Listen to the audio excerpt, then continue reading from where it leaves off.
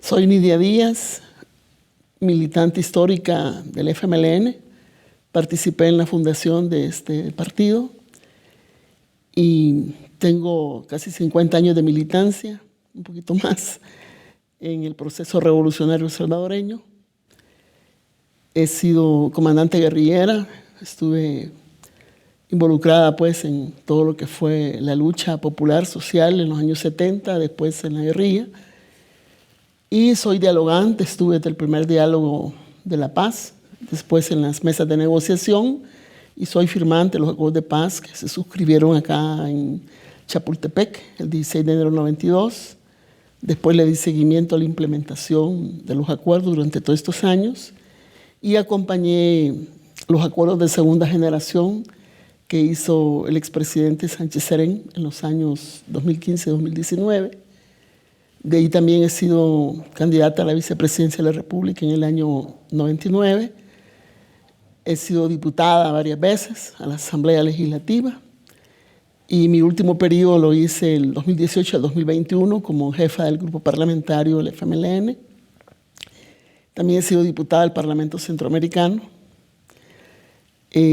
Actualmente, como soy abogada, soy asesora también de procesos y soy de las personas que suscribieron los acuerdos de paz y por eso también estoy trabajando intenso para que se retome el rumbo democrático del país.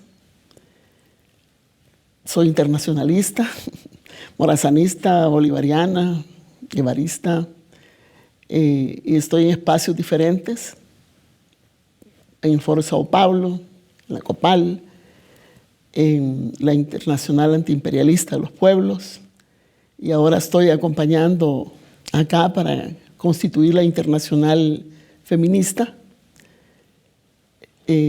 Trabajo también para la solidaridad de los pueblos en lucha, apoyando todas las causas justas. Así que estoy muy contenta de estar acá. Nosotros nacimos en medio de una dictadura militar en los años 50, en mi caso.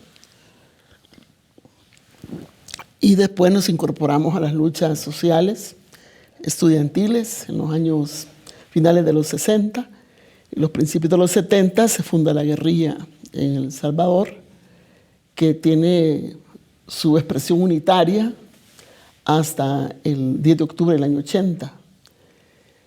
El Frente surge como una respuesta de las víctimas que habían tenido desapariciones, asesinatos, las familias, cuando se cerraron todos los espacios políticos.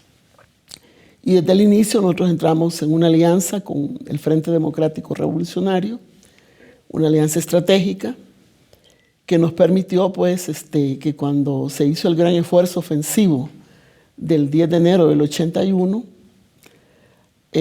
nos acompañáramos mutuamente todo el proceso, ¿verdad?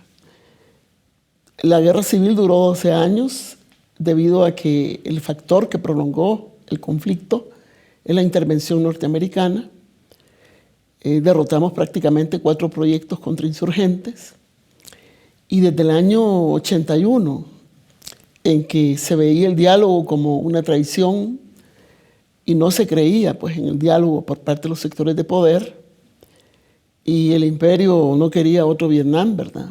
Le apostaron a aniquilarnos, pero surgieron las voces de la solidaridad de los pueblos, como México, Francia, que desde el 28 de agosto del año 81, ambos países, México y Francia, reconocieron al FMLN y FDR como fuerzas representativas de un pueblo, sin los cuales no podía haber solución política al conflicto. Y desde esa vez hasta la firma de los acuerdos de paz siempre nos acompañaron la comunidad internacional, la solidaridad. Nunca dejaron solo a El Salvador, sobre todo exigiendo en medio de una guerra el respeto del derecho humanitario, pues El Salvador había suscrito los convenios de Ginebra, a los cuales también se había adherido por ser fuerza representativa de un pueblo el Frente. México siempre jugó un papel importante, no solo en el reconocimiento de FMLN, FDR como fuerzas representativas, sino aquí tuvimos la sede de la Comisión Política Diplomática de la Solidaridad y también acompañó con procesos negociadores, como fue el caso de Contadora, que estaba Panamá, Colombia, Venezuela y México, buscando la salida política al conflicto que había en la región, pues la Contra estaba atacando el proceso revolucionario nicaragüense, había guerra en Guatemala y guerra en El Salvador, ¿verdad? Esos procesos contribuyeron, en el caso de El Salvador, esos procesos de promover la negociación del Grupo Contadora, porque tuvimos el primero y segundo diálogo en El Salvador en el año 84. Ya decía pues que yo había estado en el primer diálogo. Y después este proceso siguió, pero hubo otro proceso regional que se llamó Esquipulas. Esquipulas 2, que involucraba a todos los presidentes de la región, contribuyó a que se desmovilizara la Contra en Nicaragua y hubiera más estabilidad pues, en la región. Y también posibilitó otros diálogos en El Salvador, ¿verdad? Pero que no terminaban en negociaciones, ¿verdad? Y siguió pues todo el proceso y México siempre estuvo ahí, ¿verdad? Pendiente, hasta que hicimos otro gran esfuerzo ofensivo en El Salvador, una ofensiva que se llamó Al Tope y Punto, ¿verdad? Febe Elizabeth vive después de una masacre a sindicalistas. Nosotros rompimos el diálogo que no terminaba en ningún acuerdo siempre. Y hicimos ese esfuerzo buscando la salida política realmente al conflicto, ¿verdad? Eso abrió paso, esa gran ofensiva, que dialogáramos y negociáramos ya, ¿verdad? 2 años, siempre en guerra. La guerra nos separó del 90 al 92 y México, Venezuela, Colombia y España se convirtieron en amigos. Grupo de amigos se le conoció del secretario general Pérez de Cuéllar de las Naciones Unidas, que era el intermediario, el tercero, entre las dos partes, ¿verdad? En El Salvador. Entonces México acompañó todo el proceso de negociación. Aquí se hicieron varios diálogos en el proceso negociador. Estuvimos en varios puntos en el país, llegando pues a suscribirse aquí la paz, ¿verdad? Y así como el secretario general de la ONU fue como digamos, el que iba a ser el garante principal, también México, al firmar, España, Colombia y Venezuela se convirtieron en testigos garantes, ¿verdad?, del proceso.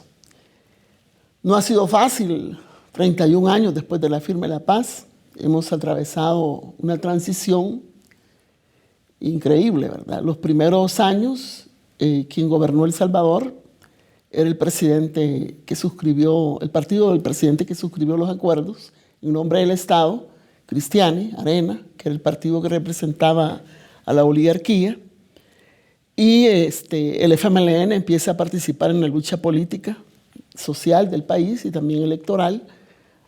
Por primera vez estuvimos en elecciones en el 94 y así sucesivamente. La transición no fue fácil porque las reformas que provocamos con los acuerdos de paz implicaron 38 reformas a la Constitución de la República, donde tomamos acuerdos para cambiar la doctrina de la Fuerza Armada y la seguridad pública, ¿verdad? Y empezó el proceso también de desmilitarización, se redujo el ejército, se depuró, y también surgió una nueva institucionalidad, ¿verdad?, para garantizar la independencia de los poderes.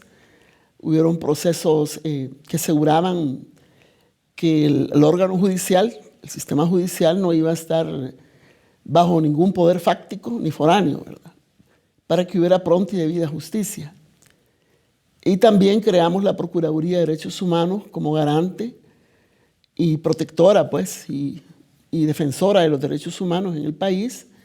Se proscribieron los presos políticos y buscando que los hechos no se repitieran, ¿verdad?, nunca más. Porque ahí en El Salvador pues, veníamos de tiempos que ni la estampa de San Romero ahora, en aquel tiempo era un mártir, ¿verdad?, asesinado el 24 de marzo del año 80, y ahora es un santo. Inclusive la ONU puso el Día Internacional de la Memoria, Verdad y Justicia, un 24 de marzo del 2010 en honor a San Romero. Entonces, venimos de esos tiempos en que tener una estampa o inclusive el Nuevo Testamento que daba la opción de los pobres y que fue una base para la teología de la liberación, era prohibido tenerlo, ¿verdad? Se lo llevaban preso a uno. Yo escribí un libro que se llama Nunca estuve sola, que refleja el testimonio de yo fui herida y capturada en combate por un asesor norteamericano, cubano-americano. Entonces el libro se vendía en El Salvador en el año 88, pero no se podía leer, ¿verdad? A la persona que lo leía, igual que otros testimonios, se lo llevaban preso. Entonces no había eso que se llaman las libertades, ¿verdad? El derecho a leer, el derecho a opinar. Pero sí había el neoliberalismo, pues que ya estaba en boga. Entonces venimos de esos tiempos, ¿verdad? Entonces toda esa reforma que provocamos en los acuerdos de paz iba a crear esa nueva institucionalidad, ¿verdad? En la transición, en los primeros 18 años, hasta del 92 al 2009, gobernó Arena. Hizo 4 periodos.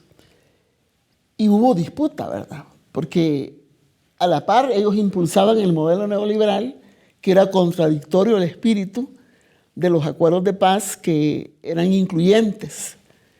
Era una democracia, ¿verdad?, que se estaba construyendo hacia un Estado de Derecho, y el modelo neoliberal que impulsaba la derecha oligárquica era excluyente, volvía más pobre al pobre, más diferencias sociales. Entonces no se encontraban, ¿verdad?, los dos proyectos.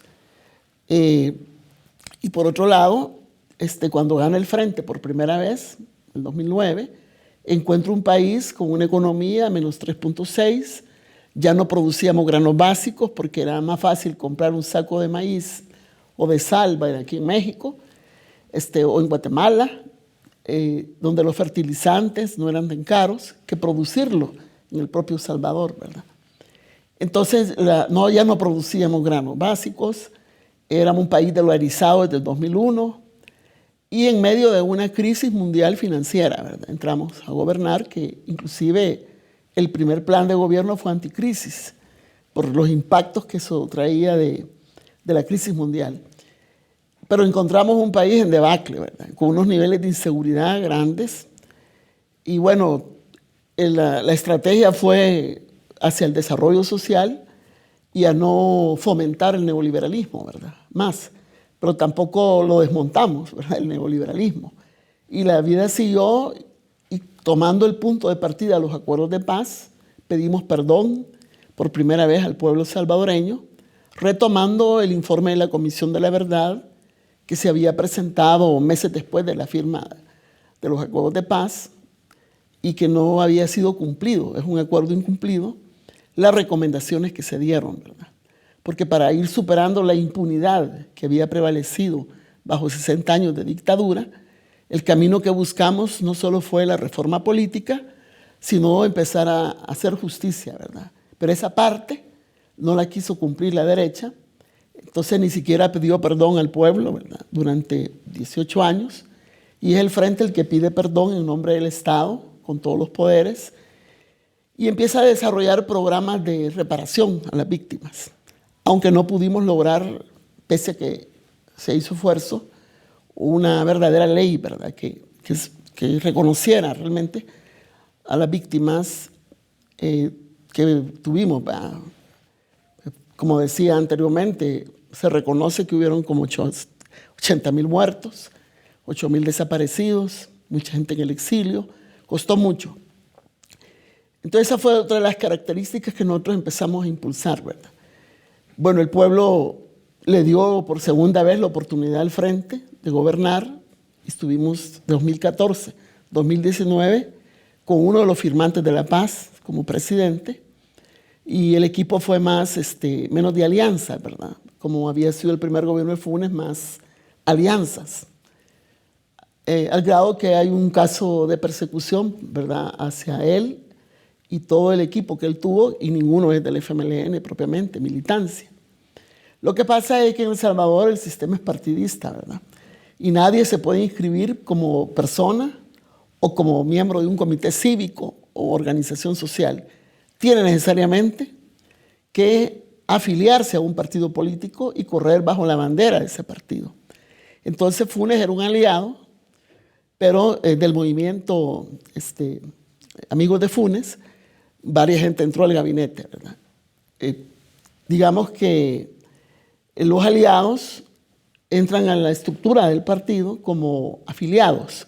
Y hay otra parte de la militancia orgánica, ideológica, que son los militantes, pues, que se estructuran, ¿verdad? Y tienen mayor compromiso con los objetivos del frente. Entonces, en el 2014 al 19 sí gobernó propiamente el frente, ¿verdad?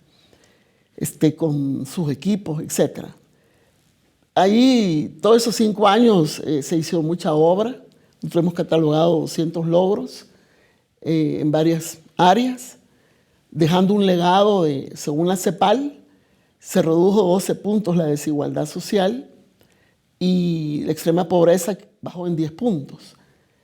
Y dejamos también, bueno, un país con unos niveles de desarrollo social importantes. Ahí hubieron otros problemas de conducción, seguramente, unos problemas que nosotros lo hemos analizado. No fomentamos una cultura de paz suficiente, la memoria histórica falló, las formas como se dieron las cosas no se sintieron como una conquista, ¿verdad? Y pudimos atrevernos a hacer más cosas también, ¿verdad? Aunque no teníamos el poder propiamente judicial, ni legislativo, ni comunicacional, etcétera, otros factores de poder.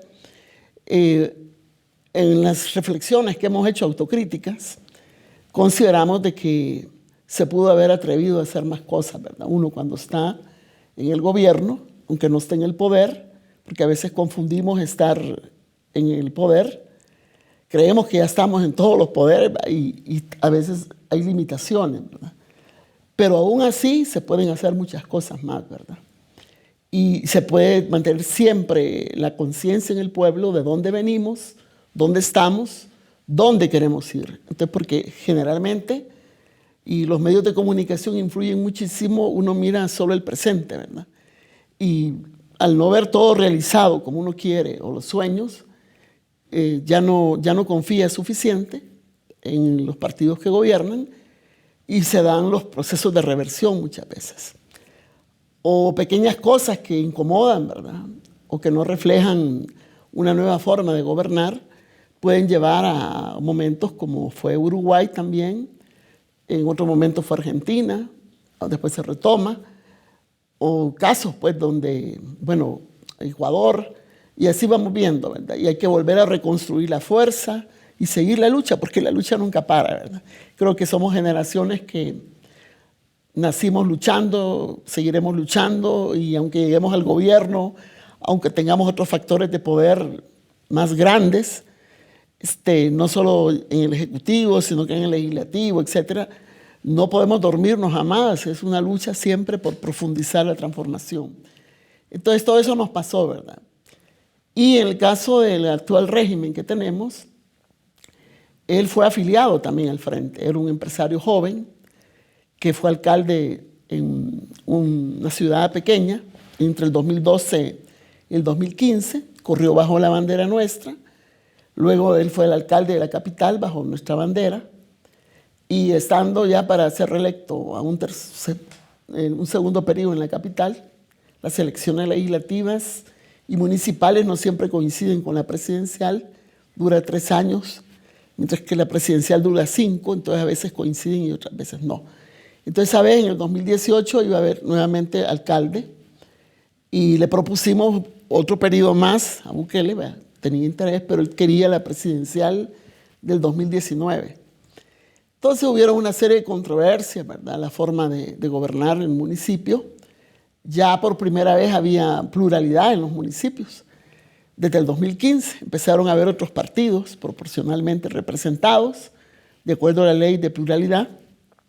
Ya no era fácil solo gobernar un solo partido, ¿verdad? Entonces él empezó a tener complicaciones también por puntos que a veces no se le da el respaldo total. Y así empezaron las discusiones fuertes, etcétera. La expectativa misma de él, ¿verdad? Hasta que empezó a desconocer que había presidente, siendo del FMLN el presidente de la República, que no hacíamos las cosas y todo esto públicamente, ¿verdad? Y llegó a crear la narrativa que la sostiene hasta ahora y la ha fortalecido, ¿verdad? Que la lucha de los pueblos fue una farsa, que la guerra civil fue una farsa y que el acuerdo de paz que se suscribió aquí en Chapultepec había sido un pacto de corruptos, de los mismos de siempre. Toda esa argumentación la refuerza ya cuando llega a la presidencia y no conmemoró el 2020, ni 2021, ni 2022, ni 2023 los acuerdos de paz, ¿verdad? Que era ya una memoria que se recordaba, llegando el año pasado incluso, cuando ya tiene una mayoría de diputados, a sacar de las efemérides nacionales el día de la firma de los acuerdos de paz. Y este año, como un símbolo para él, ¿verdad? Dio orden de captura para un miembro de la Comandancia General, acusándolo de crímenes de guerra, ¿verdad? Que es el poeta Fermán Cienfuegos, Eduardo Sancho, si se le conoce. Entonces ya está dando otro paso, ¿verdad? Este régimen que obtuvo una gran ventaja, ¿verdad? En el 2019, ya la gente también estaba, digamos, muy descontenta y creyendo pues que era un hombre de izquierda, ¿verdad? Porque venía de las filas nuestras. Muchos sectores dieron su apoyo. El Frente tuvo un proceso de desacumulación muy fuerte esa vez. Y él se fue por la primera vuelta, ¿verdad? En mayoría. Él tuvo unos problemas porque nomás entrar, ¿verdad? Él entró el 1 de junio del 2019, teniendo una economía que dejamos en 2.5 y a un país productivo, producíamos granos básicos, 12 semillas, ya no teníamos a la semilla transgénica Monsanto, la habíamos quitado y dejábamos buenas condiciones para seguir el desarrollo de un país, pero él cambió los programas, etc. ¿Qué decirte? Pues con Bukele lo que empezó, ¿verdad? Rompió relaciones diplomáticas con Saharaui, nos había costado mantenerlas, crearlas, ¿verdad? Rompió relaciones con Venezuela al expulsar la misión diplomática, cerró los programas de Yo Si Puedo con Cuba, que es el programa de alfabetización, la misión Milagro, y empezó él a deslindarse, a hacer realidad, mejor dicho, lo que había prometido en campaña, ¿verdad? Tanto a la oligarquía como a los sectores de Norteamérica. Recordemos que él era muy pro-Trump y Trump precisamente le había mandado un embajador, ¿verdad? Que había sido el jefe de los asesores norteamericanos en la guerra civil, el coronel Johnson, e inclusive lo sentaba en el gabinete, ¿verdad? Entonces, la forma de gobernar empezó a presionar al Congreso, que no tenía ni un diputado todavía él, sino del partido que lo llevó, que fue Gana, partido que era un desprendimiento de Arena, el partido de la oligarquía. En ese vehículo él llegó a ser presidente y él quería, ¿verdad?, que todos los diputados le apoyaran en sus decisiones, que nosotros analizábamos que no, que había que explicarle a los diputados para qué quería el recurso, para qué quería el dinero, etc. Y cuando llegó el 2020, ¿verdad?, y entró la pandemia, días antes de que se declarara la pandemia, él quería obligar a los diputados a que suscribieran un acuerdo de darle autorización para un préstamo de millones. Y los diputados le decíamos, yo era jefe de grupo parlamentario, que debía de explicar las etapas, pues, de esos millones, cómo se iban a aplicar.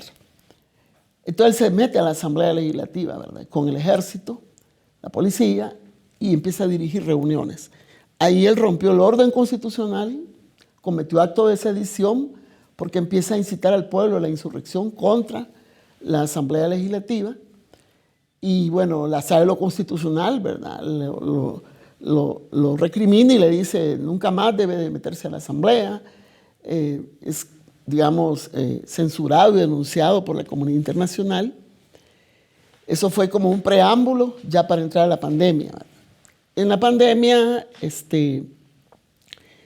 bueno, la Sala de lo Constitucional le recriminó muchas cosas que él hacía, como por ejemplo haber dejado varado a un gran potencial de salvadoreños fuera del país cuando cerró la frontera, ¿verdad? Y no avisó. Empezó no a cumplir con el plan de emergencia, se le autorizaron muchos millones de dólares para inversión, para gastos, mejor dicho, de equipos para los médicos, apoyar alimentos, porque en el estado de emergencia también se decretó régimen de excepción, ¿verdad? Los 2 primeros meses. Entonces hay una serie de recursos de inconstitucionalidad que se presentaron contra él. Bueno, cuando eso fue en el 2020, ya el 21 eran las elecciones para diputados alcaldes. La campaña la dirigió en un sentido de que el presidente Nayib necesitaba más diputados para poder gobernar, ¿verdad? Y no le dio recursos a los otros partidos que le pertenecían por constitución, ¿verdad? A los partidos para hacer campañas. Le quitó los fondos a las alcaldías. O sea, hizo una serie de acciones para garantizar que iba a tener esa mayoría. Entonces ya la tuvo, ¿verdad? El 1 de mayo del 2021 se sentó en el Congreso una mayoría. Cosa curiosa, porque desde el año 94 a ese momento habían pasado 10 periodos legislativos, porque ya se iniciaba el 10º periodo. Y durante los 9 primeros periodos legislativos, desde el 94 al 2021, ni un partido había logrado tener mayoría simple. Siempre llegaban próximos, somos 84 diputados allá, entonces próximo a 43, ¿verdad? Pero no llegaba a nadie a tener la mayoría simple, mucho menos la calificada, que eran 56, menos la absoluta, que son 63. Y él tuvo 55 diputados y le quitó uno al aliado de él, que era de Ghana, y tiene 56. Y junto a otros partidos pequeños hacen un bloque oficial de 64. Y solo 20 quedaron en la oposición, ¿verdad? De todos los partidos, ¿verdad? 3 de derecha y 1 de la izquierda, del FMLN. Entonces ha sido bien difícil, ¿verdad? Porque cambiaron las reglas en el Parlamento.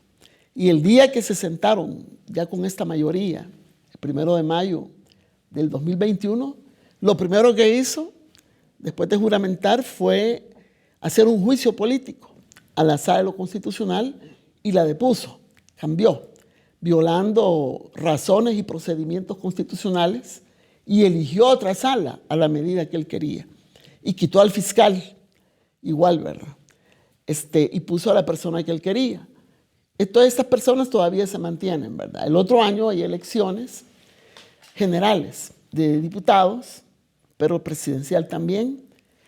Él se va a reelegir porque esa sala interpretó que puede reelegirse, porque hay 8 artículos que lo prohíben en la Constitución, y de esos 8 artículos, 6 explícitamente dicen que no puede haber reelección, y 2 son pétreos, ¿verdad? Entonces, es más, hay un artículo en la Constitución, el 86, que dice que el pueblo puede insurreccionarse si se rompe el orden constitucional o hay reelección.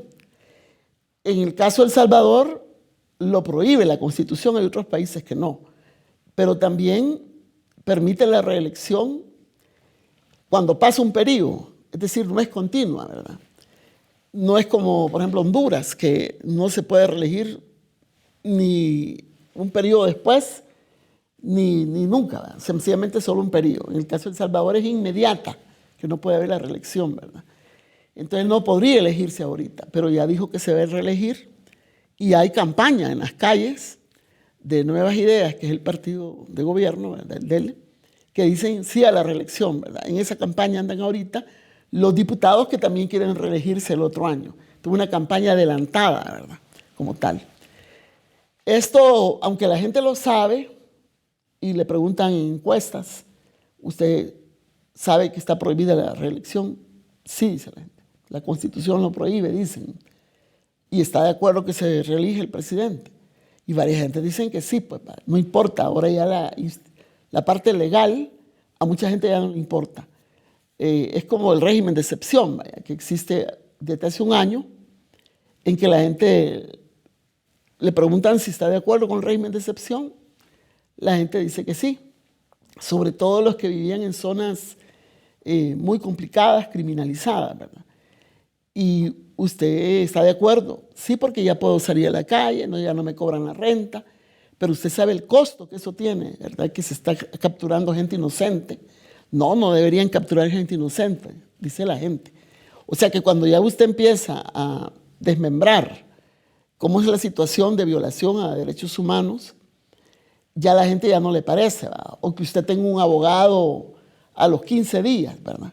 De estar ahí, ¿verdad? O que las familias no lo puedan ver a nadie. Entonces ya la gente ya empieza, no, eso no debería ser, ¿verdad? Hay que sacar a los inocentes.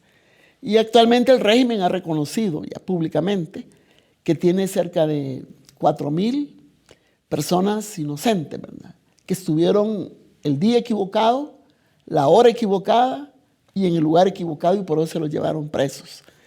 Ya hay más de 150 muertos en las cárceles y la mayoría de toda esa gente es inocente, ¿verdad? Que murió ahí bajo la custodia del gobierno, ¿verdad? Porque cuando usted lo detienen y lo llevan a una cárcel que dirige un gobierno y ahí muere, es responsabilidad del gobierno, ¿verdad? Entonces vivimos una situación de que las personas han creado un imaginario de una seguridad subjetiva. Bueno, en propaganda puede ser llamado esto como, digamos, la seguridad imaginaria, ¿verdad? Que la gente cree que está mucho más segura ahorita con el régimen de excepción, aunque es violatorio 100% de derechos humanos, ¿verdad? Y le ponen un dilema entre la paz y el respeto a los derechos humanos, ¿verdad? Pero una paz parcializada porque el alto costo de la vida, la exclusión, los programas sociales cerrados, etc. Yo podría caracterizar quizá a esta altura al régimen actual como un régimen neoliberal, populista, autoritario, que es una de las características principales, ¿verdad? Otros le llaman fascistoide, fascista, pero todo su proceder es autoritario y corrupto, ¿va? Por ejemplo, las 5 últimas medidas que ha tomado comenzó en la falta de transparencia desde que llegó, porque nosotros interpelamos en enero del año 2020 a la ministra de Salud y al presidente del sistema de agua, porque el agua estaba contaminada en la capital, ¿verdad? Y habían recursos y no los ponían en función, ¿vale? Y después vino la pandemia y muchos recursos de inconstitucionalidad eran el manejo de los 3,000 millones de préstamos que se obtuvieron. Y cuando ya él tiene la mayoría en el Congreso, además de haber hecho esas elecciones de las que he hablado, de la sala de lo constitucional y del fiscal, inmediatamente creó una ley que pone un blindaje en el Instituto de Acceso a la Información a las personas, ¿verdad? No pueden durante 7 años darse información sobre cómo se invirtió la plata en salud o en los granos, o sea, el maíz, frijol, que se compró, ¿verdad? Por ejemplo, aquí en Sinaloa se compró mucho frijol, ¿verdad? Para llenar los paquetes. Eso no va a ser informado en 7 años, ¿vale? Ahora, eso fue en el 2021 que tomaron esas decisiones y hace poquito, hoy en el 2023, acaban de incorporar los proyectos, ¿verdad? De salud, educación, vivienda, etcétera. Proyectos sociales no se van a saber de aquí a 7 años por la población, ¿verdad? Otras medidas muy graves es que las familias de los funcionarios públicos y ellos mismos pueden licitar porque tienen unos grandes megaproyectos, ¿verdad? Por ejemplo, un aeropuerto, el tren del Pacífico, ¿verdad? El tren del Pacífico va a recorrer El Salvador, ¿verdad? Ya eran calles declaradas como en desuso, ¿verdad? Y se le habían transferido a muchas personas sin vivienda.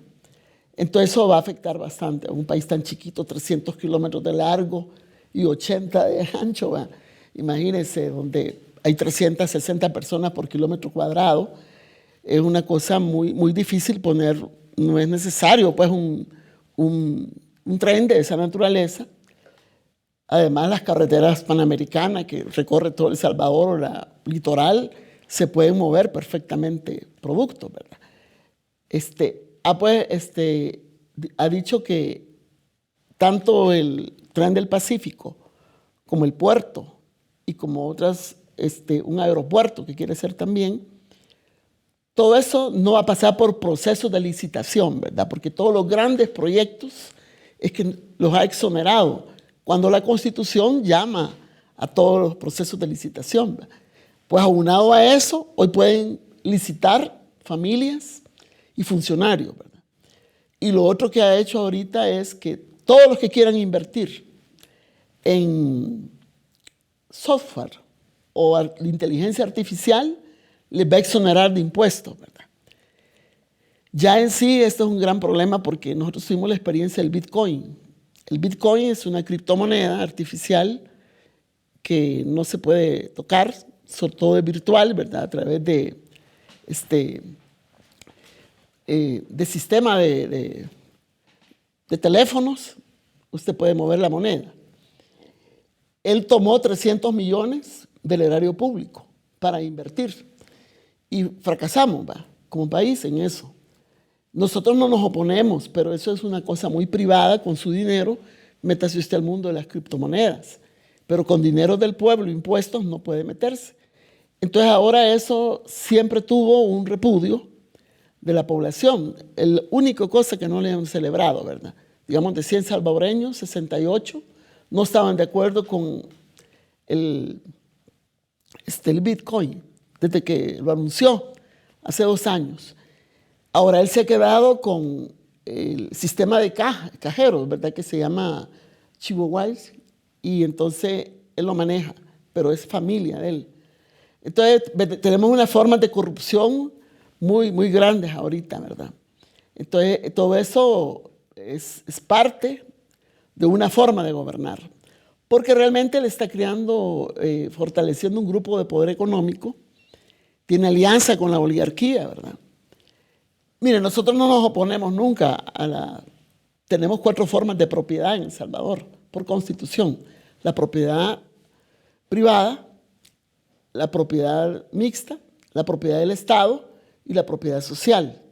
Pero nosotros siempre hemos pensado que la propiedad del Estado tiene que ser sobre los bienes que contribuyen al desarrollo del país y son bienes públicos, ¿verdad? Son de utilidad. Por ejemplo, siempre hemos abogado por el derecho al agua como un derecho humano, como el derecho a la alimentación.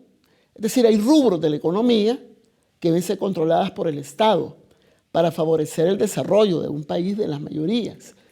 Claro que existe propiedad privada, pero no debe ser aquella que está en los rubros estratégicos del desarrollo. Y también la propiedad mixta, pero en un sistema de que el Estado pueda tener en ciertos rubros mayoría, ¿verdad? Y la empresa privada minoría. Igual en la social están fomentando las cooperativas, todo eso está permitido. Entonces, pero ahora él está favoreciendo más los sectores de poder económico oligárquicos del país, ¿verdad? Y él está metido con su grupo familiar. Entonces, ahí es donde vemos nosotros el modelo nuevo que se quiere construir y le está apostando mucho a la inteligencia artificial, ¿verdad? Mucho, mucho. Entonces, va por un camino que hay que hacer más estudios, ¿sí? Pero no de favorecer las mayorías. Entonces, tenemos un régimen que no es el deseado, ¿verdad? Por el pueblo, ni el que fuera resultado de los acuerdos de paz, porque para nosotros, los que somos negociadores y firmantes de la paz, sabemos que ha desmontado prácticamente los acuerdos, ¿verdad? Y que ha roto con la institucionalidad democrática, que por supuesto que era perfectible, ¿verdad? Porque precisamente el acuerdo lo que te permite es una plataforma democrática para avanzar en la lucha, ya no en una exclusión o que te fueran a matar o bajo esa presión, ¿verdad? de los militares, sino en disputa permanente el rumbo que tenía que tomar ese país hacia profundizar una democracia. Entonces son los retos y desafíos que ahora tiene el pueblo salvadoreño y nosotros luchadores de izquierda, de cómo enrumbar nuevamente, ¿verdad?, el país hacia una democracia que quizá tenga otros elementos más positivos a favor del pueblo, de la misma que se pactó en La Paz, pero con solo tener el respeto a la institucionalidad, la independencia de los poderes, el sistema de pesos y contrapesos, de controles, las libertades de la gente, libertad de expresión. Ahorita los periodistas son perseguidos si se oponen a una visión crítica. Si son críticos, ya están contra él. Entonces le ha venido creando el enemigo interno, ¿verdad? Las ONG, si son ONG que enseñan derechos o que impulsan proyectos de desarrollo social, ya están en la mira. Las iglesias, si lo critican o si piden, por ejemplo, que no se capture gente inocente o que tenga abogado la gente, etc., ya él se pone en una posición de, están contra mí, ¿verdad? Están al lado de la delincuencia, están al lado de otros sectores. Entonces, los partidos políticos de oposición también no son vistos como la pluralidad democrática que puede existir, sino como enemigo, ¿verdad?, que lo quiere destruir, más el compromiso que él ha adquirido desde que era candidato, que iba a hacer desaparecer al frente, ¿verdad? Nosotros siempre hemos sido considerados como ejes del mal, ¿verdad?, para los Estados Unidos, para el imperio. Somos uno de los partidos de eje del mal. Llegamos a gobernar El Salvador, es cierto, pero también ellos le apostaron en el 2019 a que el frente no iba a tener ningún tercer periodo ya, ¿verdad? Entonces, claro, ellos le dijeron, ¿verdad? Él le dijo en plena campaña a la Cámara Americana, a Trump, que él iba a hacer lo que no hizo durante 30 años ni el imperio ni la oligarquía, hacer desaparecer al frente. Pero el frente se ha mantenido, hemos tenido convenciones recientes, vamos a participar en las elecciones de 2024, llevaremos candidaturas para diputados, para alcaldes, para diputados al Parlamento Centroamericano y junto al pueblo, diversos sectores, vamos a construir un programa y unas candidaturas para competir en la presidencial, ¿verdad? No necesariamente va a ser un candidato exactamente del frente, aunque podría serlo, pero estamos viendo de cómo tener una alternativa y una esperanza a un pueblo de que hay otras formas de hacer posible las cosas, ¿verdad? Claro, habrán otros candidatos, se han inscrito ya, nosotros éramos 6 partidos políticos en el año 2021, todavía éramos 6 partidos, 8 partidos políticos en el 2021, 6 cuando fue la presidencial donde compitió Bukele, 8 cuando ya fueron los diputados en 2021, ahora han inscrito 4 más, hay 12, y en cola hay como 10, ¿verdad? Hay una serie de movimientos políticos sociales que han surgido, que es interesante, pero también hay un pueblo en resistencia, ¿verdad? Están en lucha. Todos los sectores se están organizando, reivindicando, pues, porque eso de desmontar los programas sociales, digamos, la gente se siente mal, pues, ¿verdad? Las rutas que llevábamos para el desarrollo de las mujeres, de la juventud, de la niñez, todo eso ha ido siendo desmontado. El costo de la vida. Bueno, ahora tenemos más de 20,000 desempleados en este periodo que lleva él, casi de 4 años. Primero el sector público, ¿verdad? Son como 17,000 los que han despedido, más las personas que han ido cerrando por la pandemia y ahora que están reconstruyendo el centro histórico y la capital, reordenándola, le han cerrado como a 6,000 personas los puestos de vendedores ambulantes. Todo eso forma parte de un sector de falta de ingresos, ¿verdad? Entonces ya hay comité de despedidos. Por ejemplo, toda esta situación de la víctima, ¿verdad? Por ejemplo, nosotros como Frente Faramundo Martí tenemos cerca de 36 personas entre detenidos en las cárceles, en detenidos en sus casas, con medidas que no pueden salir del país, indagados en los procesos, ¿verdad? Tenemos gente exilada aquí en México, en Nicaragua, y un montón de gente que ha salido porque han circulado listas, ¿verdad?, de que los que estuvieron en el gobierno último del frente, con Sánchez Serén, todos tuvieron sobresueldos, dice, ¿verdad? Entonces todo el gabinete, entonces cualquier persona se asusta y como llegan a ser capturadas sin que les avisen previamente, entonces han salido varios. Pero otros se sabe que tienen procesos ya abiertos, indagados, ¿verdad?, en investigación, y entonces cualquier rato los pueden capturar, ¿verdad?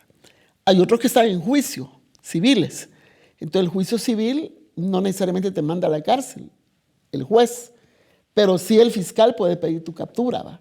Y son otros casos que hay.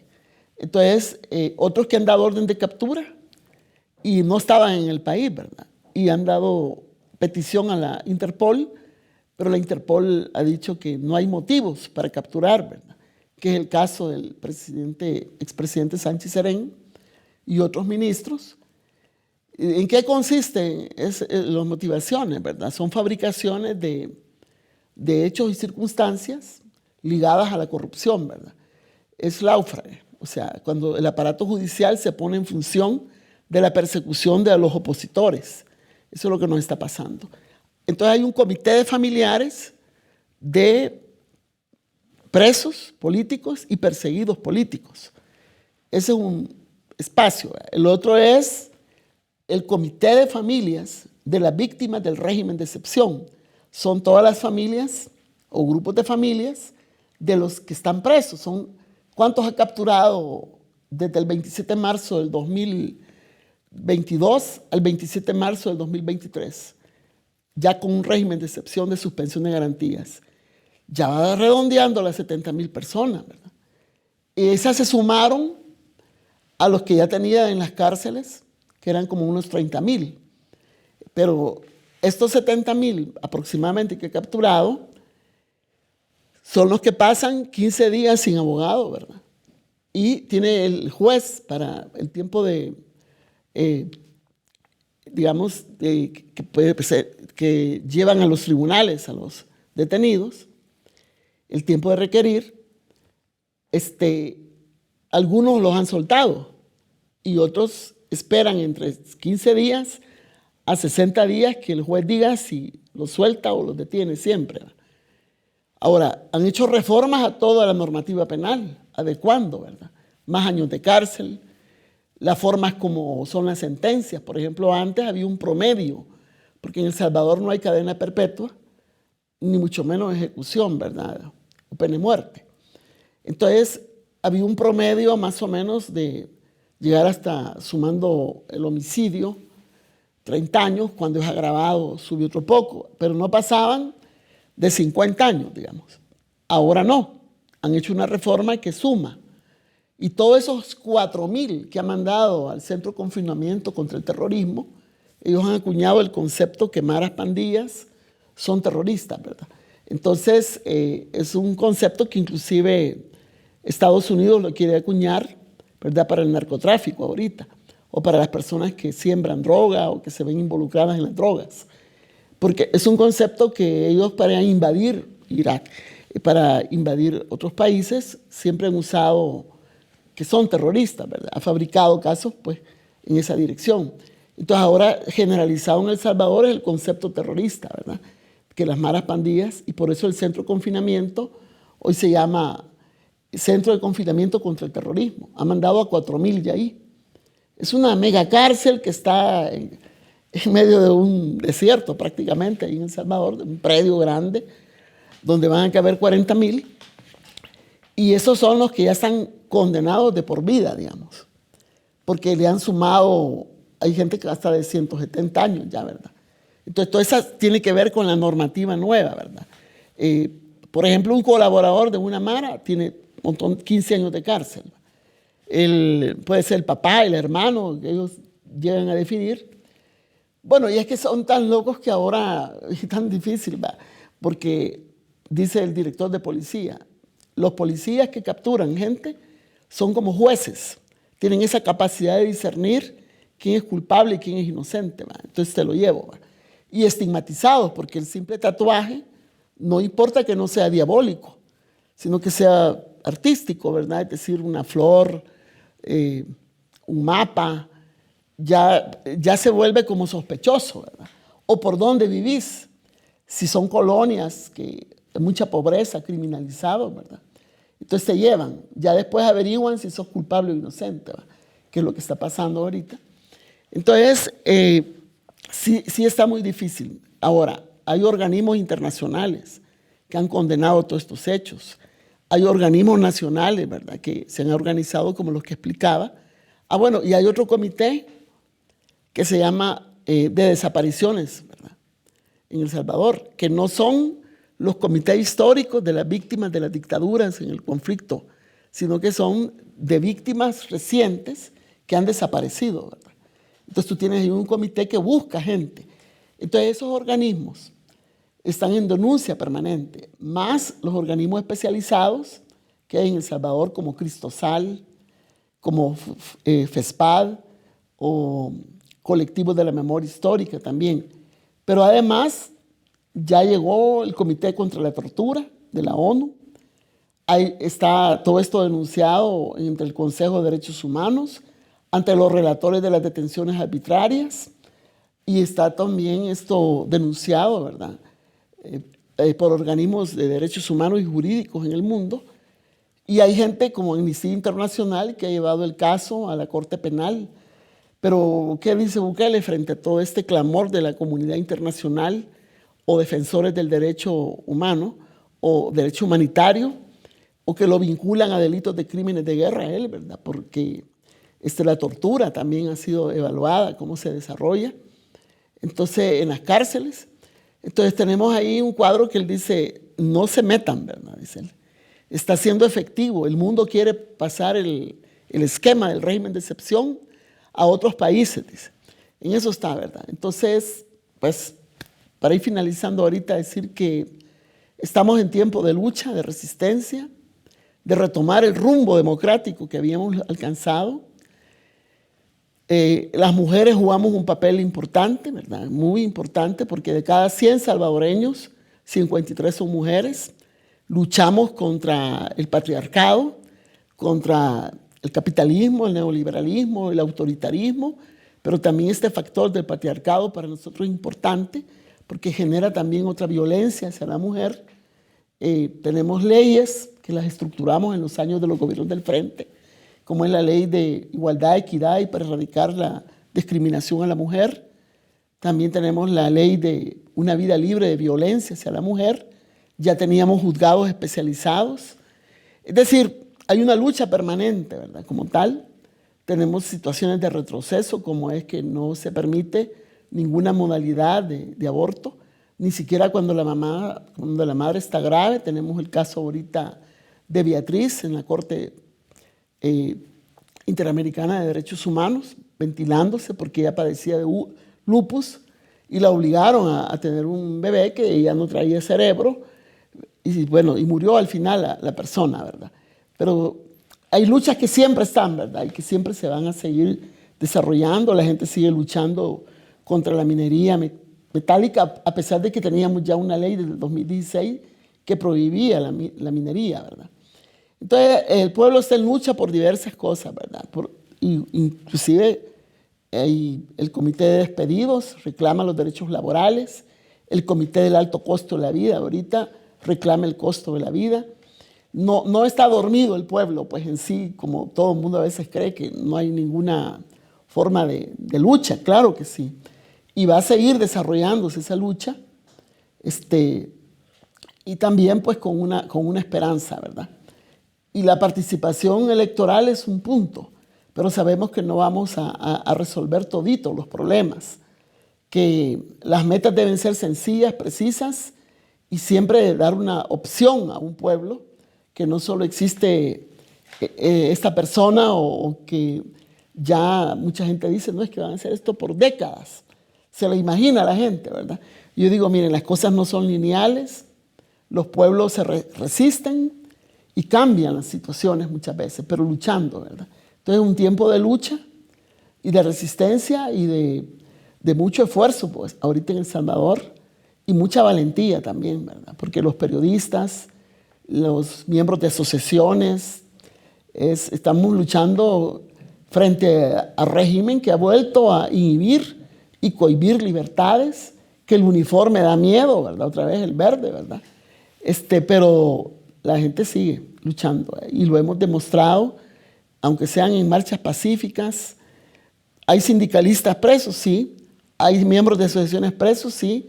Usted va a hacer un récord de todos los que están presos y es una variedad de personas, ¿verdad? Políticos, miembros del frente, de todo, inclusive de derecha, hay presa, ¿verdad?